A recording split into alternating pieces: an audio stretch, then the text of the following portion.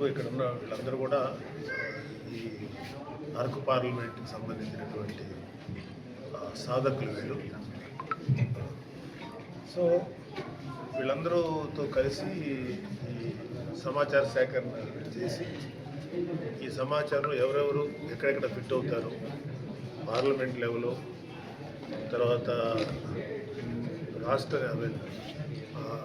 Assembly నియోజకవర్గ assembly constituency level, తర్వాత మండల స్థాయి, గ్రామ స్థాయి, ఇలాగ 4 స్థాయిల్లో ఎవరెవరు ఇంట్రెస్టెడ్గా ఉన్నారు, మా గత 12 ఏళ్ళ నుంచి ఎవరు పనిచేస్తున్నారో కొంచెం చూసుకొని వాళ్ళందరూ ఇన్ఫర్మేషన్ తీసుకోవడానికి వచ్చి ఇక్కడి నుంచి ఇది హెడ్ ఆఫీస్కి వెళ్ళి అక్కడ ఫైనల్గా డిసైడ్ చేస్తారు ఎవరు ఉండాలి, ఏంటి, ఎవరెవరు ఏ పొజిషన్లో పెట్టాలని డిసైడ్ చేస్తారు. Thank you. ప్రత్యేకించి గిరిజన ప్రాంతాల్లో జనసేన పార్టీ బలోపేతానికి ఎటువంటి చర్యలు తీసుకుంటారు? అంటే ఇప్పుడు గిరిజన ప్రాంతంలో స్పెసిఫిక్గా అంటే ఇక్కడ అవగాహన ఎవరికైతే బాగుందో ఈ గిరిజన ప్రాంతంలో అలాంటి అవగాహన ఉన్న చదువుకున్న విద్యార్థులు కానీ లేకపోతే బాగా నాలెడ్జ్ ఉన్నటువంటి వాళ్ళు, అందరూ చదువుకోకపోయినా కూడా నాలెడ్జ్ ఉంటుంది, అలాంటి వాళ్ళందరినీ కూడా జనసేన వైపు చూస్తున్నారు ఇవాళ. సో వాళ్ళందరినీ కూడా ఇంటిగ్రేట్ చేసి ఒక బలమైనటువంటి ఒక కార్యవర్గాన్ని మేము ఏర్పాటు చేయాలి. 100% రాబోయేది పార్లమెంట్ ఉంది, అసెంబ్లీ ఉంది, లేకపోతే లోకల్ బాడీ ఎలక్షన్స్ ఉన్నాయి. సో ఎలక్ట్రల్ ప్రాసెస్లో డిఫరెంట్ స్థాయిల్లో ఉన్నాయి కదా అనేక పొజిషన్స్. సో ప్రతి చోట మ్యాక్సిమం ఎంతవరకు వీలైతే అంతవరకు పోటీ చేయడానికి ముందుకు వస్తున్నాం. అలాగే దానికి తగ్గట్టు కార్యక్రమాలు కానీ ఎందుకంటే మాకైతే 100% అన్ని పోటీ చేయాలి ఉంది.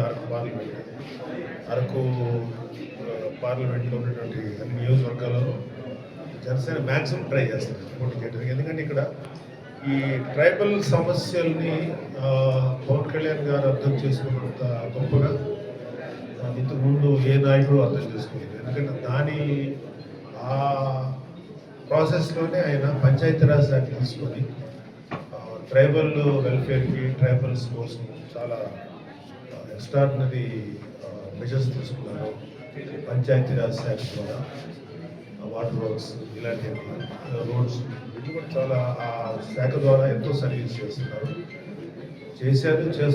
ఇంకా చేయబోతున్నారు కూడా. చాలా ప్లాన్స్ ఉన్నాయి వాళ్ళకి.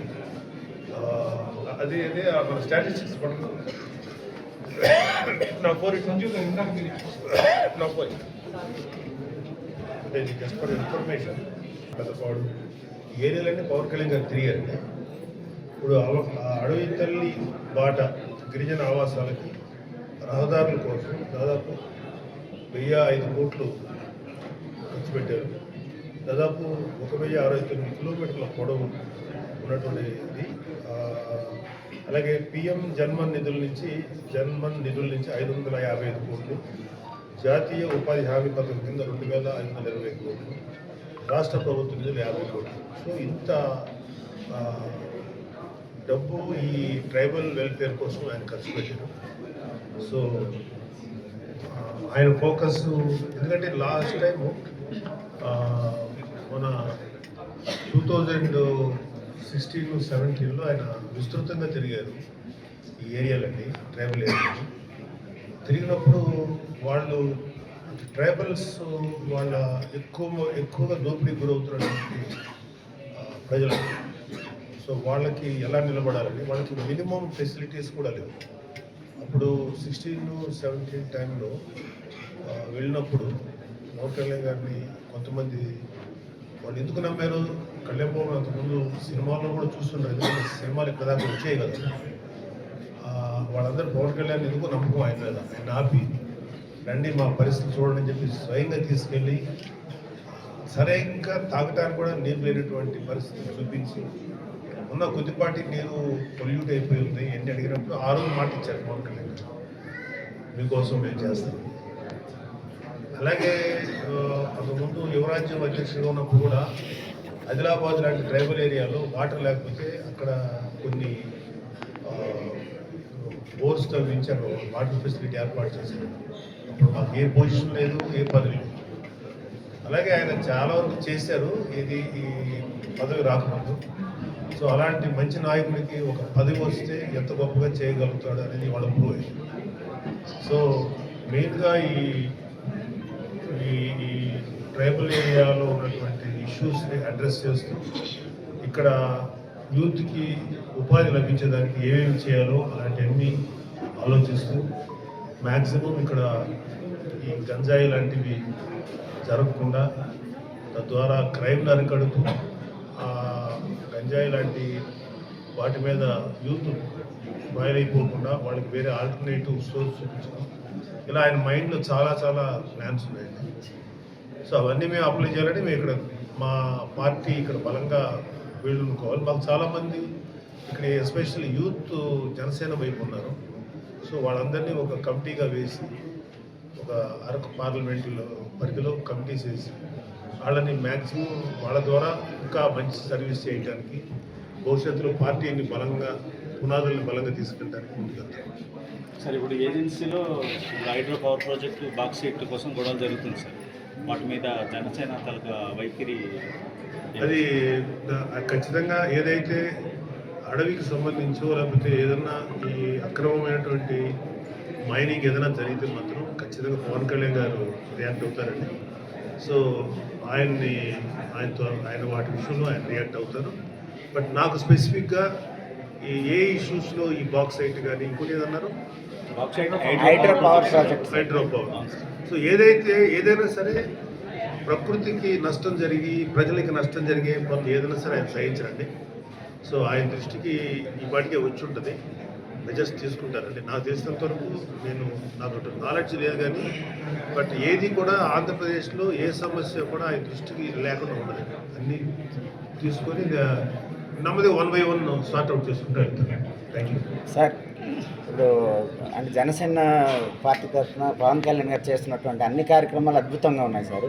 ఈ అడవి తల్లి బాట అనే కార్యక్రమం చేపట్టారు, అయినా అడవి తల్లి బాట అనేది సాగట్లేదు సార్. అధికారుల నిర్లక్ష్యం వల్ల అది అలా సార్ మీ పార్టీ రాకతో మీ పర్యటనతో ఇక నాయకత్వం మార్పు ఏమైనా ఉంటుందా జనసేనలో? ఎట్లా అండి? జనసేనలో నాయకత్వం మార్పు ఏమైనా చేయాలనుకుంటున్నారు? ఇప్పుడు పాత కమిటీస్ ఏమి ఉండవండి, కొత్త కమిటీస్ ఏర్పడతాయి. కొత్త యూత్ కొత్తగా వచ్చిన వాళ్ళతోటి కొత్త రక్తంతో పార్టీని నింపుదాం అనుకుంటున్నాం. సో ఓల్డ్ కమిటీస్ మేబీ వాళ్ళు ఉండొచ్చు కానీ వాళ్ళే ఉంటారని రూల్ లేదు. అలాంటి ఇప్పుడు ఇక్కడ ఉన్న వాళ్ళందరూ ఇప్పుడు రేపు మేము తీసుకోబోయే వాళ్ళు చాలామంది ఉన్నారు. వాళ్ళు వివిధ పొజిషన్స్లో వాళ్ళకి ఏ చోట్ల ఇంట్రెస్ట్ ఉన్నాయో వాళ్ళని అడిగి తద్వారా మేము ఫైనల్గా సెంట్రల్ ఆఫీస్లో ప్రెసిడెంట్ గారి ఆధ్వర్యంలో పవన్ కళ్యాణ్ గారి ఆధ్వర్యంలో డెసిషన్ తీసుకుంటాం. అరకు పాడేరు నాయకత్వం లోపం ఉంది అని అంటున్నారు. ట్రైబల్స్లో ఎక్కువ మంది నాయకులు లేరు, సరైన నాయకులు లేరు అనేది సరి చేయడానికి ఈ ప్రోగ్రామ్ ఈ కార్యనిర్వాహక కమిటీ ఈ కమిటీస్ వేయడానికి పర్పసే అది. అలాంటి లోటుపాట్లను సరి చేసుకుంటానికి సరే. రోడ్లు పర్మిషన్ గిరిజన ప్రాంతం అంటే అందులో భాగంగానే రాబోయే అసెంబ్లీ ఎన్నికల్లో అరకు వారి నియోజకవర్గంలో పోటీ చేసే ఆలోచన జనసేన ఏదన్నా అది 100% రాబోయే పార్లమెంట్ ఉంది, అసెంబ్లీ ఉంది, లేకపోతే లోకల్ బాడీ ఎలక్షన్స్ ఉన్నాయి. సో ఎలక్ట్రల్ ప్రాసెస్లో డిఫరెంట్ స్థాయిలో ఉన్నాయి కదా అనేక పొజిషన్స్. సో ప్రతి చోట మ్యాక్సిమం ఎంతవరకు వీలైతే అంతవరకు పోటీ చేయడానికి ముందుకు వస్తున్నాం. అలాగే దానికి తగ్గట్టు కార్యనిర్వాహకం కానీ ఎందుకంటే మాకైతే 100% పోటీ చేయాలనే ఉంది. అరకు పార్లమెంట్లో ఉన్నటువంటి నియోజకవర్గాలలో జనసేన మ్యాక్సిమం ట్రై చేస్తారు పోటీ చేయడానికి. ఎందుకంటే ఇక్కడ ఈ ట్రైబల్ సమస్యల్ని పవన్ కళ్యాణ్ గారు అర్థం చేసుకున్నంత గొప్పగా ఇంతకుముందు ఏ నాయకుడు అర్థం చేసుకోలేదు. ఎందుకంటే ఆ ప్రాసెస్లోనే ఆయన పంచాయతీరాజ్ దాన్ని తీసుకొని ట్రైబల్ వెల్ఫేర్కి ట్రైబల్స్ కోసం చాలా ఎక్స్ట్రాడినరీ మెజర్స్ తీసుకున్నారు. పంచాయతీరాజ్ శాఖ, వాటర్ వర్క్స్, ఇలాంటి రోడ్స్ చాలా ఆ శాఖ ద్వారా ఎంతో సర్వీస్ చేస్తున్నారు, చేస్తున్నారు, ఇంకా చేయబోతున్నారు కూడా. చాలా ప్లాన్స్ ఉన్నాయి.